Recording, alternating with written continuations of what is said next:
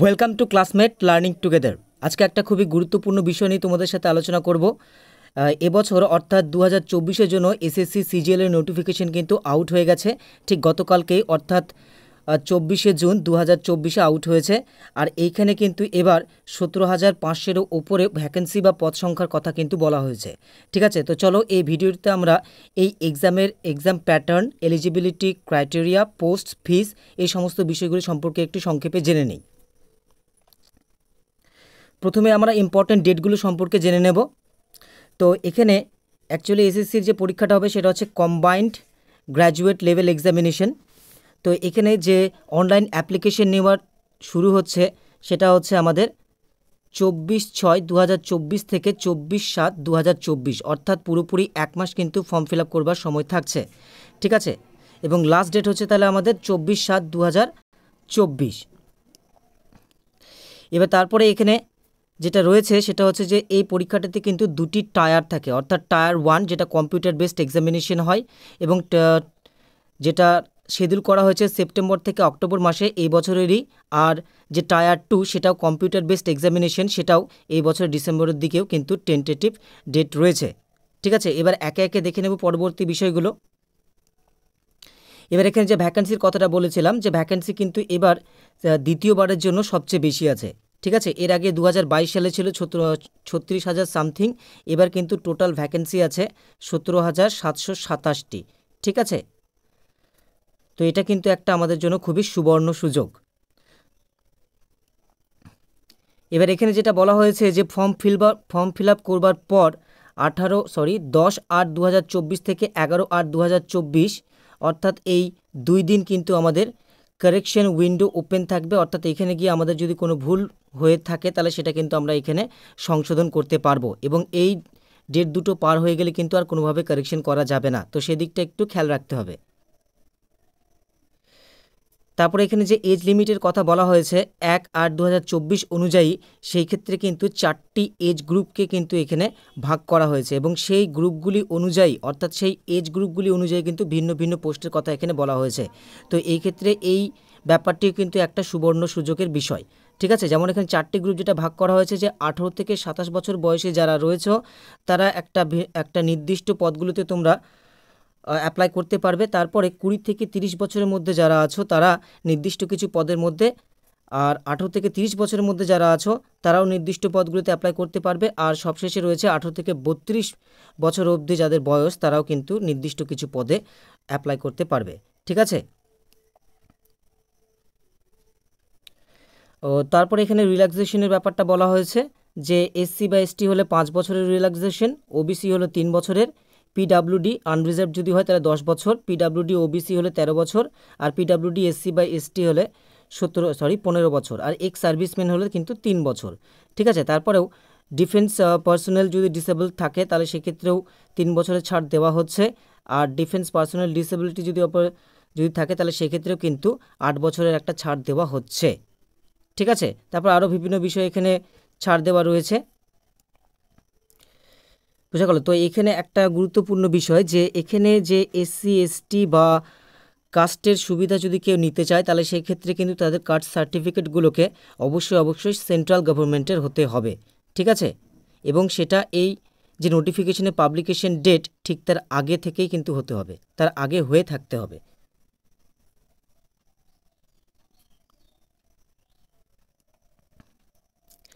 ঠিক আছে, এইবার এখানে যে এডুকেশনাল কোয়ালিফিকেশনের কথা বলা হয়েছে সেগুলো আমরা একটু দেখে নেব।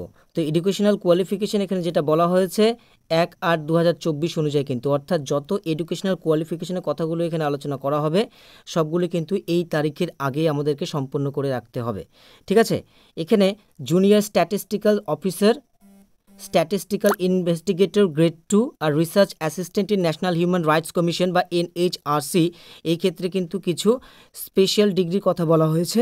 তারপরে বাদবাকি যতগুলো পোস্ট রয়েছে সবগুলোতে কিন্তু নর্মাল গ্র্যাজুয়েশন ডিগ্রি থাকলে কিন্তু চলবে। ঠিক আছে, জুনিয়র স্ট্যাটিস্টিক্যাল অফিসারের ক্ষেত্রে bachelor's degree in any subject from a recognised university or institution with at least 60% marks in mathematics at 12th standard, অর্থাৎ ম্যাথমেটিক্স কিন্তু এখানে থাকতে হবে এবং 60% মার্ক থাকতে হবে 12-এ। ঠিক আছে, অর্থাৎ সায়েন্স ক্যাটাগরির স্টুডেন্টদের জন্য এটা কিন্তু প্রযোজ্য। কিংবা bachelor's degree in any subject with statistics as one of the subjects at degree level, কিংবা যে ডিগ্রি লেভেলে অর্থাৎ ব্যাচেলার ডিগ্রি করবার সময় যে স্ট্যাটিস্টিক্স সাবজেক্টটিকে কোনো একটি বিষয় হিসেবে রেখেছিল সেও কিন্তু এটার জন্য applicable.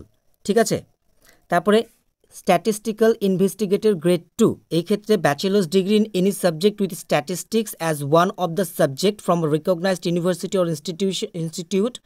The candidates must have studied statistics as a subject in all the 3 years or all the 6 semesters of the graduation course. অর্থাৎ এই ক্ষেত্রেও কিন্তু যে ব্যাচেলার ডিগ্রির কথা বলা হয়েছে সেইখানে কিন্তু statistics is a must subject, অর্থাৎ স্ট্যাটিস্টিক্সটিকে একটি সাবজেক্ট হিসেবে পড়ে থাকতে হবে, তবেই কিন্তু এর জন্য অ্যাপ্লিকেবল হবে। তারপরে research assistance in National Human Rights Commission or NHRC, এইখানে কিন্তু কোয়ালিফিকেশনের কথা বলা হচ্ছে bachelor's degree from a recognised university or institution, অর্থাৎ নর্মাল এখানে ডিগ্রি থাকলে চলবে। আর তার সাথে কিছু ডিজায়ারেবল কোয়ালিফিকেশনের কথা বলা হয়েছে, যেটা হচ্ছে যে minimum 1 year research experience in any recognised university or recognised research institution. ঠিক আছে, আর degree in law or human rights from a recognised university. ঠিক আছে, এবং তারপরে যত বাদ বাকি যে পোস্টগুলো রয়েছে প্রায় টোটাল 35টার মতো পদ রয়েছে এখানে, তার মধ্যে 3টে পদ তো হয়ে গেল স্পেশাল ডিগ্রির জন্য, আর বাদ বাকি যে 32টি পদের কথা এখানে বলা হয়েছে সবগুলোতে কিন্তু নর্মাল ব্যাচেলার ডিগ্রি থাকলেই চলবে। ঠিক আছে, যে bachelor's degree from a recognised university. ঠিক আছে, এবং এখানে একটা খুবই আনন্দের বিষয় বা খুবই একটা সুযোগের বিষয় যে এইখানে যারা লাস্ট ইয়ার ফাইনাল গ্র্যাজুয়েশনের যারা লাস্ট ইয়ারে রয়েছে তারা যদি অ্যাপিয়ারিং হয়ে থাকো লাস্ট ইয়ারে, তারাও কিন্তু এখানে অ্যাপ্লাই করতে পারবে। খালি তাদের শর্ত হলো যে 1/8/2024 মধ্যে বা যতদিনে কাট অফটা এখানে পাবলিশ করবে এরা, ততদিনে কিন্তু এদের এসেনশিয়াল কোয়ালিফিকেশনটা কমপ্লিট হয়ে থাকা চাই। ঠিক আছে, তো এই গেল আমাদের পুরোপুরি কোয়ালিফিকেশনের বিষয়। এবার পরবর্তী যে বিষয়টা সেটা হচ্ছে আমাদের অ্যাপ্লিকেশন ফি খুবই নিম্ন, সেটা হচ্ছে আমাদের মাত্র 100 টাকা। তারপর এখানে অ্যাপ্লাইয়ের ক্ষেত্রে কিছু নিয়ম এখানে বলে দেওয়া হয়েছে, যেমন এইখানে যে for applying the candidate is not required to have a pre existing photograph of himself or herself, অর্থাৎ আগে থেকে ফটোগ্রাফের কোনো প্রয়োজন নেই। The application module has been design to capture a photograph of the candidate filling up the application form. For this purpose, the candidate has to stand or sit before the camera when prompted by the application module and follow the following instructions while capturing the photograph, অর্থাৎ live ফটোগ্রাফের কিন্তু এখানে ব্যবস্থা করা হয়েছে। ঠিক আছে, তো এখানেও কিছু শর্ত বলা হয়েছে, সেগুলো কি যে find a place with good light and plain background, যেখানে গুড লাইট আর প্লেন ব্যাকগ্রাউন্ড আছে সেখান থেকে ছবিটা তুলতে হবে। Ensure the camera is at eye level before taking the photo. তারপরে বলা হয়েছে position himself directly in front of the camera and look straight ahead, সরাসরিভাবে তাকিয়ে কিন্তু লাইভ ফটোগ্রাফটা আমাদেরকে এখানে দিতে হবে। তারপরে বলা হয়েছে ensure that his face is fully inside the red rectangular area delineated by the camera and that is neither too close nor too far. It should cover the area fully and no part of the face should be outside the rectangle. তারপর সর্বশেষে বলা হয়েছে candidate shouldn't wear a cap, mask or glasses or spectacles while capturing the photo, অর্থাৎ photo তুলবার সময় কিন্তু কোনো টুপি বা কোনো মাস্ক কিংবা কোনো চশমা কিন্তু পরে থাকা যাবে না। ঠিক আছে, এরপরে আমরা তো একটু আগে জেনে নিলাম যে লাস্ট ডেট যেটা আছে সাবমিশন অফ অ্যাপ্লিকেশনের জন্য সেটা হচ্ছে 24/7/2024। এবার এখানে আমরা চলে আসবো এক্সাম প্যাটার্নে। তো এক্সাম প্যাটার্নে কিন্তু এখানে আমাদের দুটো টায়ারে এক্সামটা হবে। প্রথমটা রয়েছে টায়ার 1, তারপরে টায়ার 2, দুটোই কিন্তু কম্পিউটার বেসড অর্থাৎ CBT টেস্ট, এবং তারপরে কিন্তু আমাদের মেরিট লিস্ট হবে আর সিলেকশন প্রসেস। তো এর মধ্যে আমাদের টায়ার 1 যেটা আছে সেটা হচ্ছে কোয়ালিফাইং নেচার, আর টায়ার 2 এর কিছু পার্ট আছে যেগুলো কিন্তু মেরিট লিস্টে যাবে, আর একটা পার্ট আছে যেটা মেরিট লিস্টের ক্ষেত্রে যাবে না। তো চলো দেখে নেব একে একে। তো এখানে টায়ার 1-এর ক্ষেত্রে যেটা বলা হয়েছে টায়ার 1, তো এখানে কিন্তু মোট 4টে সাবজেক্ট থাকছে। ঠিক আছে, প্রথমে আছে জেনারেল ইন্টেলিজেন্স অ্যান্ড রিজনিং, এখানে মোট 25টা কোয়েশ্চেন থাকবে, মার্কস থাকবে 50 অর্থাৎ 2 করে। তারপরে থাকবে জেনারেল অ্যাওয়ারনেস 25টা কোয়েশ্চেন, ম্যাক্সিমাম মার্কস 50, অর্থাৎ এটাতেও কিন্তু 2 করেই নাম্বার থাকবে। তারপরে কোয়ান্টিটেটিভ অ্যাপটিটিউড, এখানেও 25টা কোয়েশ্চেন, 50 মার্কস। তারপরে ইংলিশ কম্প্রিহেনশন, এখানেও 25টা কোয়েশ্চেন আর 50 মার্কস। ঠিক আছে, টাইম কিন্তু থাকছে পুরোপুরি 1 ঘন্টা। তারপর এখানে নিচে বলা রয়েছে কি যে tyre 1 will consist of objective type multiple choice questions. The questions will be set both in English and Hindi except for English comprehension. অর্থাৎ এখানে যে কোয়েশ্চেন্সগুলো করা হবে টায়ার 1-এর ক্ষেত্রে, সেই ক্ষেত্রে কিন্তু এমসিকিউ টাইপ কোয়েশ্চেন করা হবে। ঠিক আছে, আর এই কোয়েশ্চেনটা কিন্তু ইংলিশ আর হিন্দিতে থাকবে, আর শুধুমাত্র ইংলিশ কম্প্রিহেনশনের ক্ষেত্রে কিন্তু ইংলিশটাই থাকবে। ঠিক আছে, আর এই ক্ষেত্রে কিন্তু নেগেটিভ মার্ক রয়েছে, অর্থাৎ there will be negative marking of 0.50 for each wrong answer. অর্থাৎ একটা আনসার ভুল গেলে কিন্তু 1/2 অর্থাৎ হাফ নাম্বার কিন্তু কাটা যাচ্ছে, সেই দিকটা একটু খেয়াল রাখতে হবে। এবার টায়ার 2তে যে কথাটা বলা হয়েছে যে এখানে দুটো পেপারে কথা বলা হয়েছে। এখানে যে পেপার 1 সেটা শুধুমাত্র যে নর্মাল পোস্টগুলোর জন্য করা হবে সেটা, আর পেপার 2 যারা ওই স্ট্যাটিস্টিক্স সাবজেক্টটি যাদের থাকবে, অর্থাৎ স্ট্যাটিস্টিক্স বিষয়ের উপরে যে 3টে পদের কথা একটু আগে আলোচনা করা হলো, সেই পদগুলোর জন্য কিন্তু পেপার 2টা দরকার। ঠিক আছে, তাছাড়া পেপার 1 কিন্তু সবার জন্যই। তো পেপার 1-এর ক্ষেত্রে আমরা এখানে দেখতে পাচ্ছি যে পেপার 1-এ কিন্তু দুটো সেকশন ভাগ করা রয়েছে, এবং প্রথম সেকশন যেটা রয়েছে সেখানে কিন্তু 3টে আবার সেকশনে ভাগ করা রয়েছে।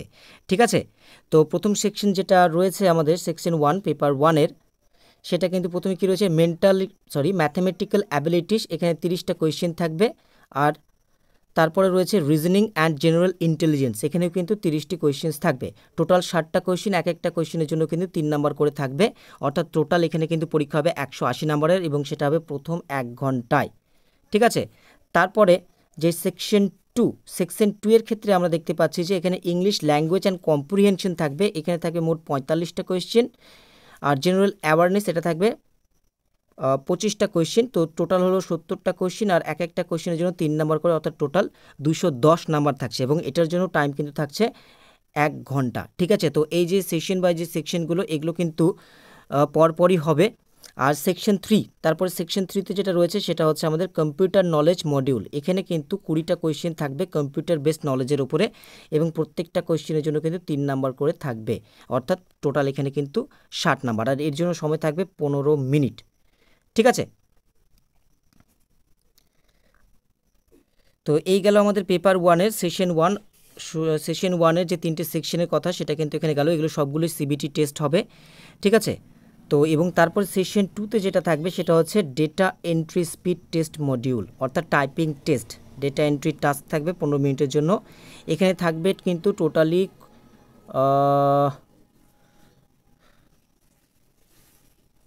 এখানে একটা ডিপ্রেশনের কথা বলা হয়েছে, যাই হোক পরে কোনো একটা ভিডিওতে আমি বলে দেব। আর পেপার 2টা তো আমি বলে দিলাম যে পেপার 2টা শুধুমাত্র যারা ওই প্রথম 3টের যে পদের কথা বলেছিলাম সেই 3টের ক্ষেত্রে যারা অ্যাপ্লিকেশন করবে তাদের জন্যই। ঠিক আছে, তো এই গেল আমাদের সিজিএলএ 2024-এর এসএসসি সিজিএলএ 2024-এর নোটিফিকেশন। তো ভিডিওটি ভালো লাগলে অবশ্যই তোমরা লাইক করো, কমেন্ট করো, শেয়ার করো, আর এরকমই ভিডিও পাওয়ার জন্য তোমরা চ্যানেলটিকে অবশ্যই সাবস্ক্রাইব করো। ঠিক আছে, এবং এসএসসি সিজিএলের জন্য ইংলিশ বিষয়ের প্রিলিমস অর্থাৎ টায়ার 1 এবং টায়ার 2 এই দুটোর জন্যই কিন্তু এখানে ভিডিও দেওয়া হবে নিয়মিত। তো তোমরা এই ভিডিওগুলো পাওয়ার জন্য তোমরা চ্যানেলটিকে অবশ্যই সাবস্ক্রাইব করো। And thanks for watching this video.